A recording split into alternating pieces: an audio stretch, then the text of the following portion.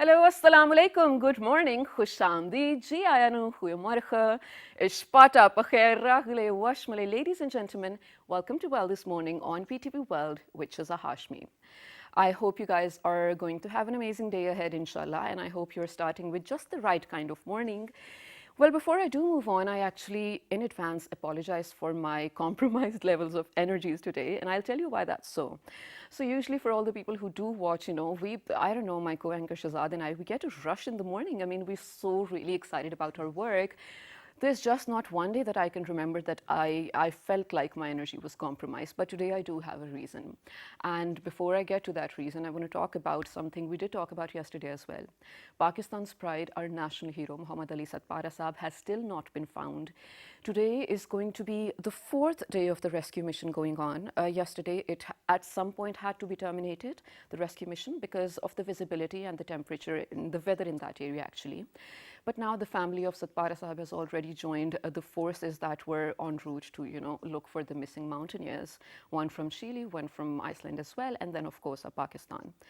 But it's really just unfortunate. I mean, imagine you're going to do something great for the country. It's your passion, of course, but we really hope and pray from the bottom of our hearts that inshallah, a miracle happens. Maybe today, maybe tomorrow. We're just waiting for it to happen. So you guys as well, please remember Ali Satpara Sahib in your prayers, because I'm doing the same. Now, coming back to what I was saying, why I feel like it's a kind of a low day. So, yesterday, after I went back home, I had one of the worst days ever in a very long time, and I'll tell you why. So, I've been telling you guys I have been having this issue with my foot lately, and it had to be treated or operated. I don't know, right? So I just went to the right doctor and they did treat me. Apparently, it just reacted wrongly on me, and I, well, passed out at that moment. It was just a nightmare. I don't even want to relive it. But that's not the worst part. So after going through all of that, and I come back home and I open my phone, I'm like, oh, you know what? I'm going to take a break. I'm going to relax. And I just open my Instagram, going through things and whatnot. And there's this thing as other messages when you have a private account, or any account actually, I think. So other messages are messages from people you don't know or follow, but they'll just write to you. And I opened my other messages, and I don't know why, or I can't understand or believe why or how. I had a lot of hate messages, and mostly not about the kind of work I do, not about my talent, about my face. I just didn't know what to do about that. I mean, for all the people who were writing bad things to me, of course they knew about my show. They had seen my work, and they were the same people who comment on my work, appreciating my work, or just messaging me, oh, can you please teach us English, or oh, can you please teach us how to, well, host things. I mean, what I just don't understand the mentality behind this entire keyboard warrior person.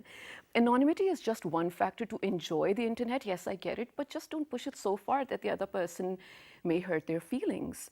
I mean, I feel like in a mature age now, so that I know what to pay heed to and what not to.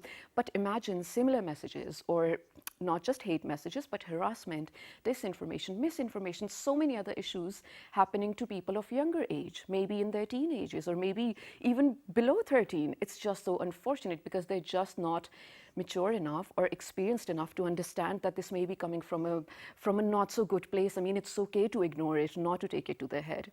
So, ladies and gentlemen, ever since yesterday, I thought that this is absolutely important to talk about, and I was really lucky enough that my producer actually got in touch with these people who are educating and awareing not only children but also elders, in terms of teachers and parents, about how to use the internet safely. And now, because it's the pandemic for more than a year, our entire world, our entire life actually depends on the internet, right? So we might as well learn how to use it safely and be safe on it without harming others as well. Ladies and gentlemen, today is the 9th of February. It also internationally, in more than 170 countries, happens to be Safer Internet Day. And that is what we will be talking about today, or observing today as well. The thing is, the theme for this year is Together for a Better Internet. And yes, we are together. I mean, people from all different ages, from all different segments or parts of life are coming together to talk about this thing. Because now, it's not a public sphere anymore. It's a cyber sphere where the entire world is operating. So we might as well learn how to do that. And to talk about this, I have the most perfect, the very apt panel of guests over here. I'm really excited to begin this conversation. Firstly, I have with me someone who happens to be a corporate sustainability expert, none other than Abdullah Abdurrahman. Hello, assalamu alaikum. Good morning. Good morning. Wa alaikum assalam. And next to Abdullah, I have someone who happens to be, well, here's the thing. First of all, I'm really proud to be hosting her because I found out she happened to be my junior at my university.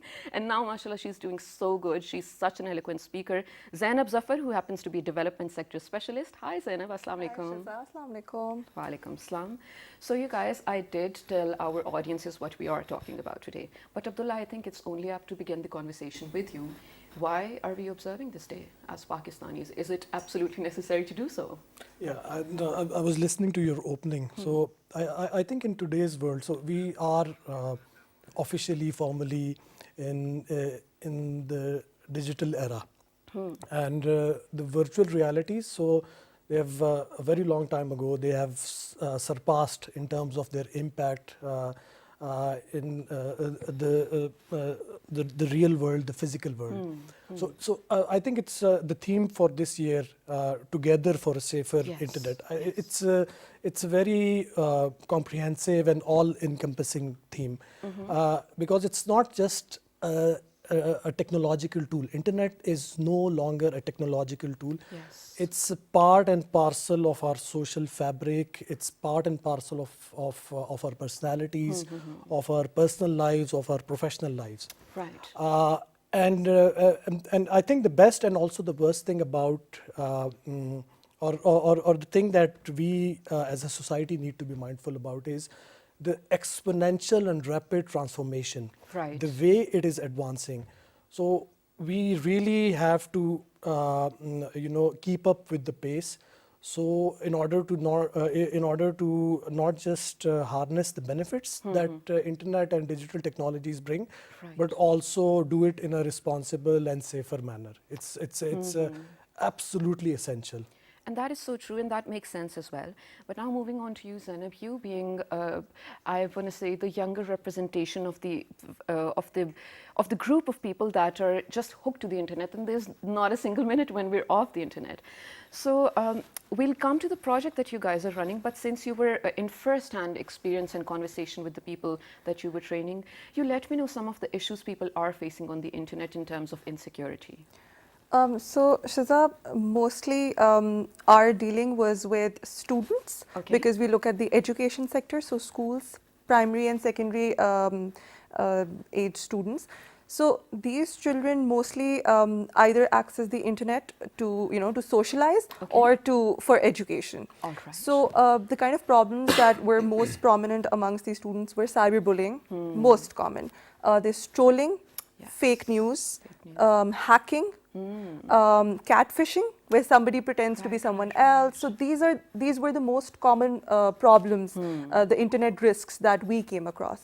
Okay, and Pakistani students, you're saying aged 9 to 15. Yes. Are they ready to learn about this? Do they even know that there's an issue that we need to address and learn? Absolutely. I think they once you meet because of how education has been digitalized because of the COVID outbreak and the kind of exposure that they're now getting, how their classes, most schools have their online classes, so their exposure has increased. So since their exposure has increased, the risks have also increased. They've faced these issues. So they've had first-hand experiences. So now they understand that these are prominent issues that exist and they are familiar with the concepts. But what they're not familiar with is how they're supposed to, first of all, react or how to respond to such threats. And secondly, what are the kind of measures they need to take to sort of protect themselves well in advance. I think it's absolutely important that so it's not just a number of issues that parents or teachers they have to focus. So just for giving a perspective. Yes, please. So in the next 2 to 3 years, more than 95% of the globe of the planet Earth Entire will be connected, will be online one way or another. Okay. In the coming 2 to 3 years, more than 70% of world's population will be using smartphones, and more than half of them, will be people under the age of 25. So that's billions of people we are talking about that are going to come online very soon. That is true. Now, internet, the way it happens to be, the way it is, so it can be considered the largest ungoverned space in the world because it surpasses jurisdictions, it surpasses physical, geographical boundaries. Imagine, I mean, even in a time when we live in the internet and there's supposed to be cyber warfare, whatnot, Geneva Convention didn't come up with a newer version of, laws or jurisdiction for that matter that does entail the internet. Yes. And yes. it's about time. It's about time, and why we can't blame them, per se, is that the way it is transforming, it's beyond anybody's imagination. It's so rapid. It's so rapid. Right. So it's absolutely important to equip the users, specifically the more vulnerable ones, the children or people having less awareness, people on the margins, to equip them with the necessary skills and tools. So see, this it's like an information highway. Yes. So if you compare it, I'll use an analogy. If you compare it with an actual highway, a super highway, Okay. So if all goes well, if you are equipped and trained to travel on that highway, you'll reach your destination and to better prospects and opportunities, whatever lies out there. But on the other hand, the flip side is that, if you are not equipped and trained, if you don't have necessary safeguards, and if there are not necessary controls in place, then disaster could happen. So same is true for the online, for the cyberspace. Also, the way it's like a double-edged sword. Okay. So a knife can be used, to cook extremely, delicious meals. Okay. However, it can be used for unintended purposes also. Absolutely.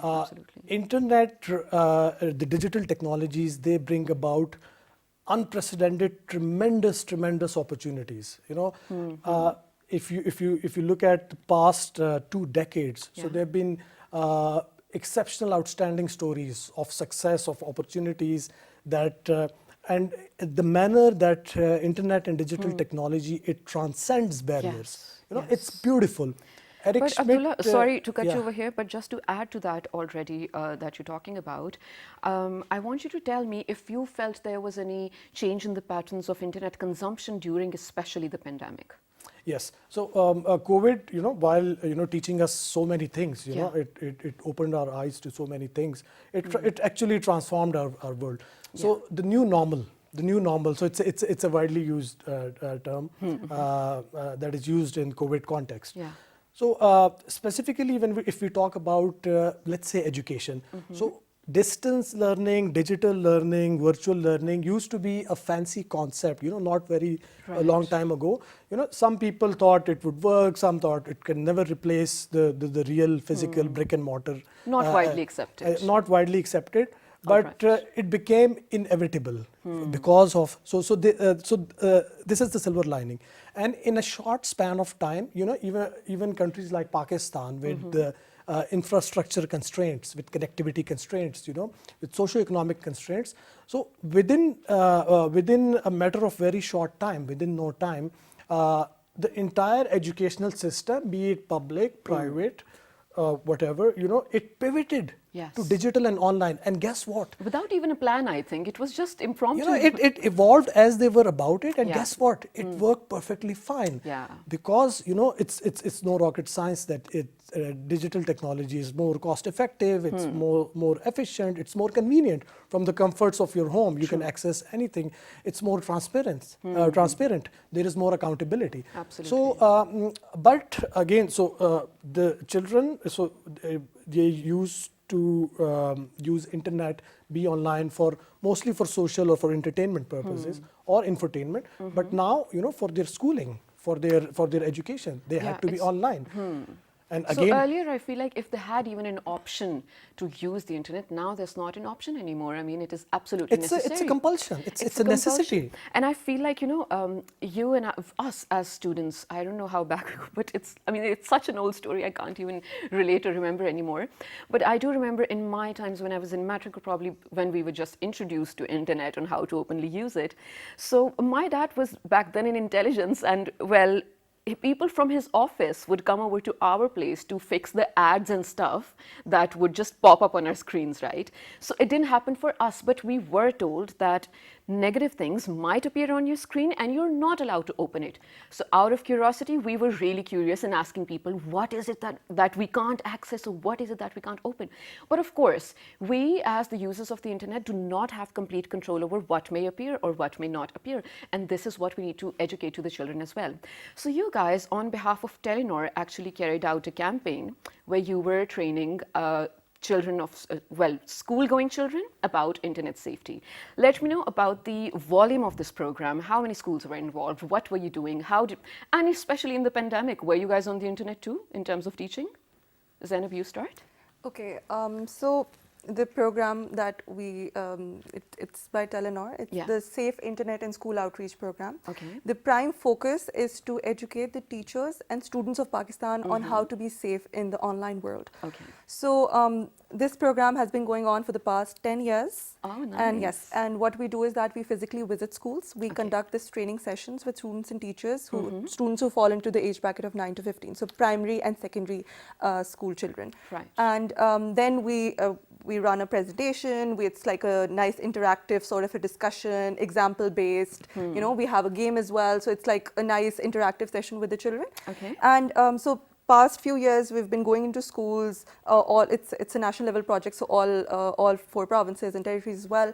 But nice. last year, because of the COVID situation, all schools were closed down. So we had to digitalize the process. Yeah. So we took a digital approach. And we digitalized all our training sessions. So we became part of online classrooms. So whether schools were conducting online classes through Zoom or through Teams or whatever platform they were using, we collaborated with the schools, and then we became part of those digital classrooms. Right. So then we were interacting with the students through those platforms, and we were delivering the whole content and engaging with them through those platforms. How was your content received? So it was very well received, because like I said earlier, students now was the time where schools, the administration, teachers, they were familiar with the kind of problems that we were talking about, because now the students were actually... Everyone was facing it. Exactly. Right. So cyberbullying was something that teachers were now very, this was a problem that schools were actually facing, and they wanted to us to come on their platforms and actually talk to the children about it. Right. So it was very well received this year in particular. But Zainab, we came across a lot of videos during the pandemic where, students were bullying teachers during the lectures, which was, I'm so sorry to say this, it was funny, but it was so mean. I mean, I can't imagine being the teacher. It would be so mean. I would cry secretly. What do you think about, were students actually really open to learning that this is a behavior that cannot be condoned, or similar stuff? I think a new set of values is emerging. So it's commonly known as netiquettes. Okay. So online etiquettes, online ethics. This is something. So I am of a generation that has seen both the analog era, the completely analog, the landlines and the dial tones and all those things. And now we have transformed into an almost completely digital era. Absolutely. Because of the COVID. Yes. It expedited it. However, the younger generations, they are born in this world. This is their reality. Yes. This digital cyberspace is, if not entirely, but it's majority of their reality. Right. It's the world, Yes. So the parents, teachers, caretakers, policymakers, educationists, we collectively we have to come up with a value system of how to behave online, how to work online, how to be a better citizen online. Yes. So, the concept of digital citizenship, and also, it is complemented by the concept of digital rights. So there are certain things that a user is entitled to, by virtue of their of them being, The consumer. the consumers and the users, and also there are certain responsibilities that they Yes. need to fulfill. Absolutely. Like Zainab was also briefly mentioning, pointing at, is that controlling or policing. So that is just a very small part of the whole picture. Right, right. You cannot. It's so widespread. The internet, the digital technology. You cannot physically, practically police or monitor it at all times. Absolutely. So the first and foremost thing is building that cyber resilience, awareness, Yes. sensitizing all the users, not just the children, but people who are dealing with children, people who are teaching children, people who are responsible for them, equipping them, sensitizing them with the necessary skills and Yes. awareness. Then with that, there are certain, policy level initiatives, policy level reforms, where we need to tweak our, redressal mechanisms. Right. We need to enhance them so that they are in sync and in line with the realities. So important. Abdullah, we'll get to that, but you actually directed me to one of the very important things that we needed to talk about, where you said that monitoring what goes on the internet is no one's, we can't say it's no one's job, it's in no one's control. Who can do that? Yes. So I was just reading on the Safer Internet Day from last year, and one of the good outcomes from that the entire efforts in that day was that people wanted an AI answer to the issue of cyberbullying or harassment for that matter. But here's the issue, so we do know that even on Instagram and Facebook, we can now ban some negative words, and that does ban bad comments. But we get hate in Urdu. You know what I mean? So how far can this AI go in terms of fixing or barring the haters? Is it a permanent solution? Can it be? No. So it can be part of the solution. Okay. But eventually it boils down to how the user behaves, how the user uses it, the intent of the user. Okay. So it's all about morals now. Who can Mostly control about that? mostly about the morals, and these the tools and the technology, so they do help in creating a more conducive environment, Okay. online environment. But in my limited experience, it boils down to the end user also, how they act, how they react. It's mostly about that. But these things are also important. Yeah. Saying that trying to regulate or trying to monitor internet is entirely ban, or it's directly a violation of we often hear this argument that it's a violation of freedom of speech and freedom of Yes. expression. We need to rephrase this narrative. What freedom of speech, what freedom of expression means. Absolutely. And People complicate it with hate. And a lot of time, freedom actually translates into hate. I don't know, is that your freedom? Yes, It's funny. yes. And freedom of expression, right to information, it cannot be exercised in isolation. So Yes. dignity of people, that is also a fundamental human right, protecting other people, ensuring their safety. So online, your safety is not, you cannot be physically harmed per se, but psychologically, socially, Of course, such a professionally, you can be, completely destroyed online. Absolutely. So, our actions online, our words online, what we say, what we do online, can have direct consequences on other fellow citizens. Yes, and also they stay with you. They will come back at you. For example, Trump became the president, and in that tenor, when he was the president, people brought tweets from ages ago from what he wrote in terms of, apolitical stuff or anti-political stuff for Yes, that matter. yes. So whatever you put on the internet is going to be there. But you guys, since we're really short on time, there's one thing I want you both to close this segment on, and that is, don't you feel like, and Zainab, especially you and I, we've been been to such a prestigious university as well, but I feel like there was not a course for us where we were taught on how to use the internet safely. Don't you think it should be incorporated into the curriculum? Let's begin with you, and then you can wrap it up for us, all right? That's actually something that we initiated last year. Oh, Yes, that's great. because we believe if we look at the curriculum currently, the curriculum that exists, it does talk about, like, there's a chapter on computers education. It does talk about computer security, but there Yeah. is no particular chapter that's dedicated to online safety or the kind of social behavior that you need to adopt. So we engaged in a series of policy dialogues with education specialists, curriculum wing specialists, digital rights activists on how we can sort of go about this initiative. And are they open to the idea? They are. We Okay. did, get a lot of positive feedback and suggestions as to how we could incorporate it, as well as the single national curriculum. We did the zero draft.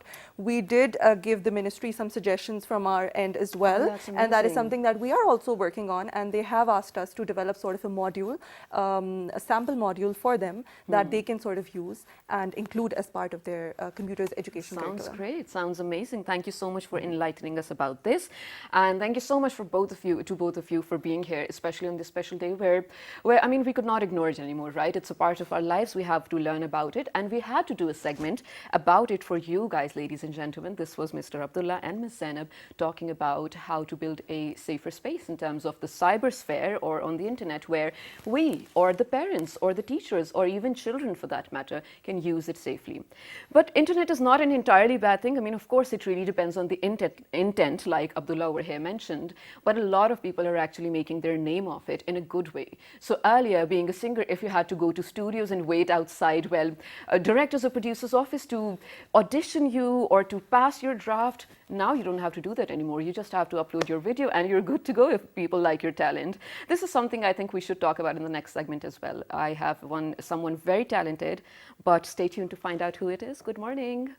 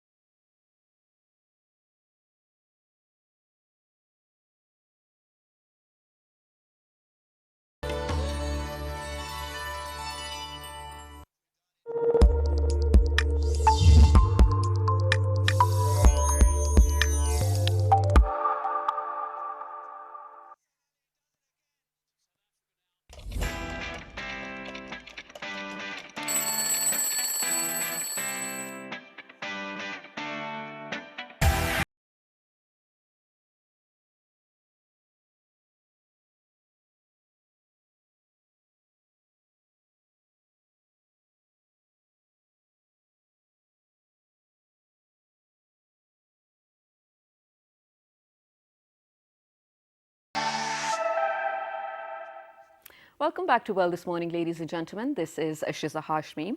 And today I feel like we spoke about something very important. So if you missed the first segment, we were talking about how to build a safer internet for all of us to operate in. And you can catch that in the repeat later at midnight. But right now, ladies and gentlemen, I have been joined by someone who happens to be a singer. He is super talented, mashallah. He has been bestowed with quite some awards over here in the Twin Cities as well. And we actually got our hands onto him. And now we will actually request him to sing for us live in the studios. He's none other than Adnan Raza. Hello, assalamu alaikum. Good morning. Good morning. Kaise hain Adnan? How are you? I'm fine, alhamdulillah. So, I do know that, mashallah, you have a lot of originals to your name as well. We do have some videos that we will play for you guys in a while. Just hold on to that thought. Before that, I need to converse with our singer over here. So, Adnan, when was it that you started singing? Well, Shiza, professionally, I started my singing in 2009 from a PTV's program, Shahbaz. I play back for that particular program, and fortunately, for that particular song, I was nominated as Best Singer for PTV National Awards. Amazing, And that was a dream come true very early. But wait, hold on. So you're saying you started then, and just in your That was my first song. No, First just song. in your start, you got such a massive recognition, mashallah. Definitely. That's and amazing. that was, now I recognize that that was a big achievement. Yes. At that time, I didn't knew that awards. No, but I think it's a great. thing. Shafkat Amanat Ali bhai was with me. He was and he was nominated also from Lahore Center. Okay. And then after that, we work in Safarul Ishq by Khurram Latifi, such a good producer from BTV. Yeah, And then indeed. I decided that I should make some solo videos too. And in 2014, I started my own compositions and my own songs. That's and, nice. So now, Adnan, that you're making your own original music as well, what kind of music or what kind of songs or genre do you think sets good with the audience? Well, there is no formula. Okay. You know that early on in 90s, we were looking for melodious and filmy numbers. Yeah. And suddenly the genre changed and upbeat song and bhangra started. And lately, everyone's enjoying that fast Punjabi Now, music. now this is the time that we are using all melodies in a modern way, using guitars and drums. But the melody is still in of that 90s era, R.D. Burman or Right. Akhlaq Ahmed and Mehdi Saab. And we are feeling that if we sing those songs without music, it seems to be that old 80s, 90s It's a melodies. little bit mellow Yeah, and yeah. ghazal-like, but I don't mind that. I do enjoy that as well. That's the real music. Yeah, absolutely. That. So, who would your favorite musician ever to exist be? You're talking about the composers. Okay, any, I mean, composer, singer for that matter, music producer, whatever.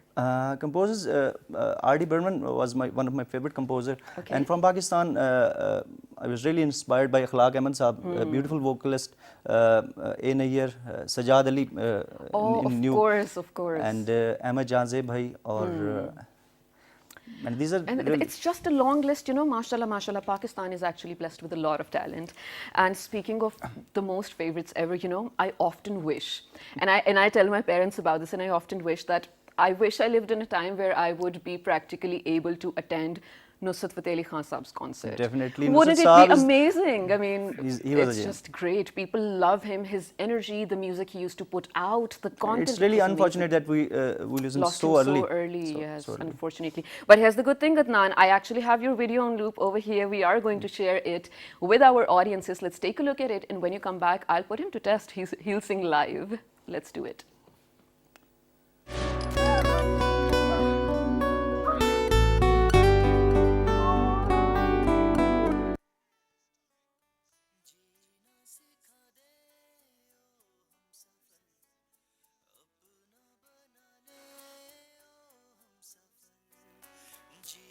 सिखा दे ओ हम सफर ना बना ले ओ हम सफर तुझे दिल से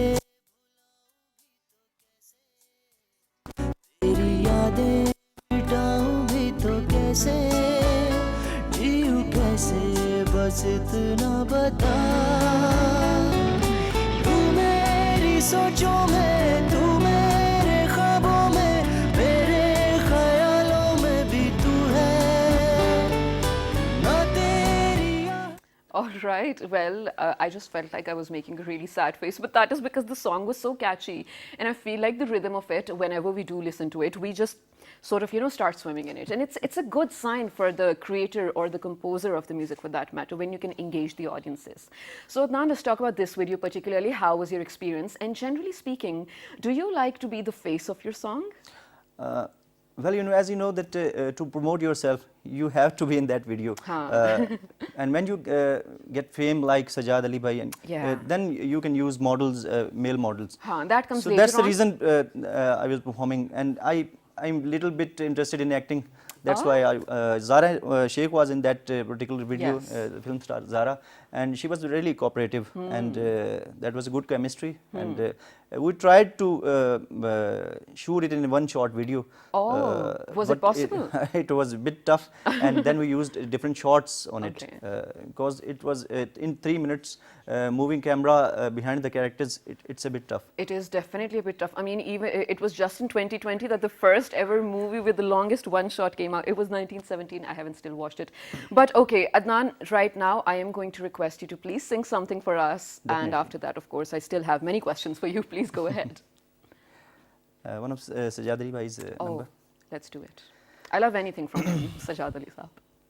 साहिल पे खड़े हो तुम्हें क्या गम चले जाना, साहिल पे खड़े हो तुम्हें क्या गम चले जाना, मैं डूब रहा हूँ अभी डूबा तो नहीं हूँ, मैं डूब रहा हूँ अभी डूबा तो नहीं हूँ, ऐ वादा फरामोश मैं तुझसा तो नहीं हूँ, हर जुल्म तेरा याद है भूला तो नहीं हूँ, ऐ वादा फरामोश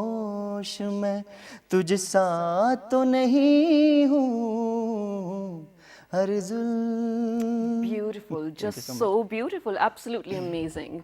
Adnan, don't you feel, so just the other day we were talking about Sajad Ali Saab, my husband and I, we both love him, adore his voice. And he has such softness to his vocals, right?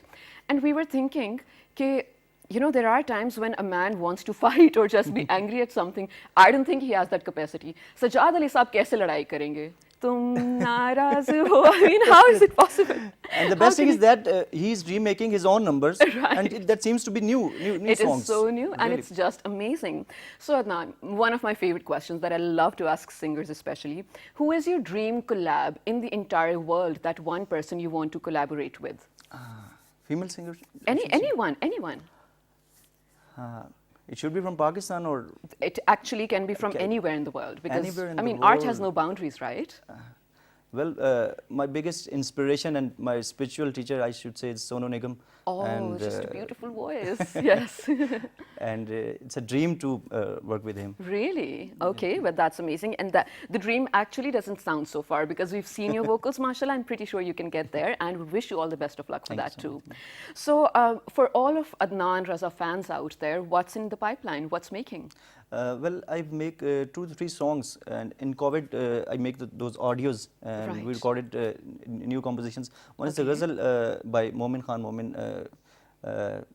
It was in our syllabus in second year, I think. Asar usko zara nahi hota. It was one of my favorite, and we composed it. Did you put music to it? Yes, and it's a new composition by Saji Ali. I want to sing a little bit. Okay, please. असर उसको जरा नहीं होता, रंज राहत फिजा नहीं होता, असर उसको जरा नहीं होता. That's just beautiful. It's a bit unplugged style, and I hope you'll like it. So Adnan, I know that you usually don't do instruments, but there must be one particular instrument that you feel like sits perfectly well with your voice. Is it a thing? Does it happen to singers? It depends upon the song and the mood of the song. style We is- use different instruments in different melodies. Yeah. So I can't say, I can't specify any particular instrument. Okay. But guitar, the acoustic with everything. guitar is obviously. I know. I think it's the safest option as well for all the singers out there if you were making something new. But ladies and gentlemen, we are shortly going to head out of this show and wrap this up with another song from Adnan. But before that, Adnan, I want you to talk to your audiences, or your fans out there, because a lot of youngsters especially now want to create their own content, right, in terms of music even.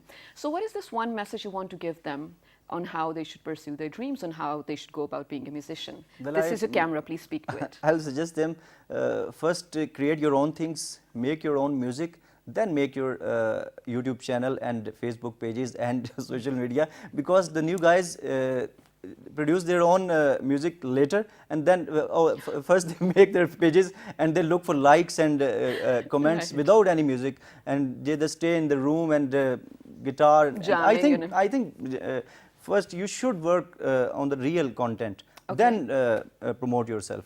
Yeah, that makes sense as well. So But are you nowadays saying- we are just looking for the likes and comments. That doesn't matter. If you create good music, people listen you. Yeah, definitely. likes will come automatically, and that is absolutely true. Thank you so much, Adnan Raza, for being with us early in the morning. And it was an absolute pleasure because, mashallah, the type of work you've done and the type of recognition you've gotten.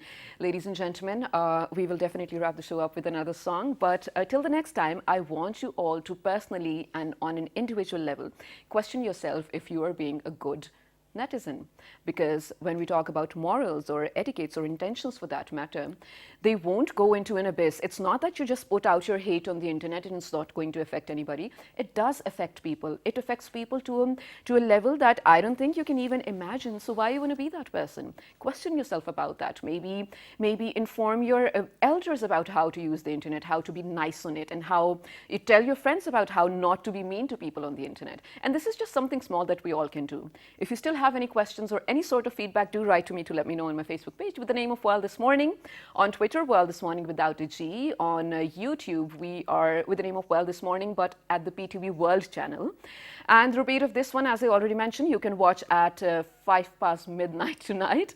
Till the next time, take care. And well, over to you, Adnan. Thank you so much for inviting me. It was Our a great pleasure. experience, and we miss Shahzad Shahzad, bhai. absolutely. Well, we hope he's well, though. Inshallah, he'll join tomorrow. Inshallah, inshallah. So please go ahead. One song from Ahmed Rushi sab. Okay. मेरे ख्यालों पे छाई Oh, है एक सूरत मत classic. वाली सी, नाजुक सी शर्मीली सी, मासूम सी भोली भाली सी, रहती है वो दूर कहीं, अता पता मालूम नहीं। कोको कोरीना, कोको कोरीना, कोको कोरीना, कोको कोरीना, झील सी गहरी आंखें जिसकी फूल सा जिसका चेहरा, काली जुल्फे नागन बन के देती है जिस पे पहरा। झील सी गहरी आंखें जिसकी फूल सा जिसका चेहरा, काली जुल्फे नागन बन के देती है जिस पे पहरा। मैं पूछूंगा तुमसे, मैंने शायद देखा है तुमको कहीं। मेरे ख्यालों पे छाई है एक सूरत मत वाली सी, नाजुक सी शर्मीली सी, मासूम सी भोली भाली सी, रहती है वो दूर कहीं, अता पता मालूम नहीं। कोको कोरीना, कोको कोरीना, कोको कोरीना।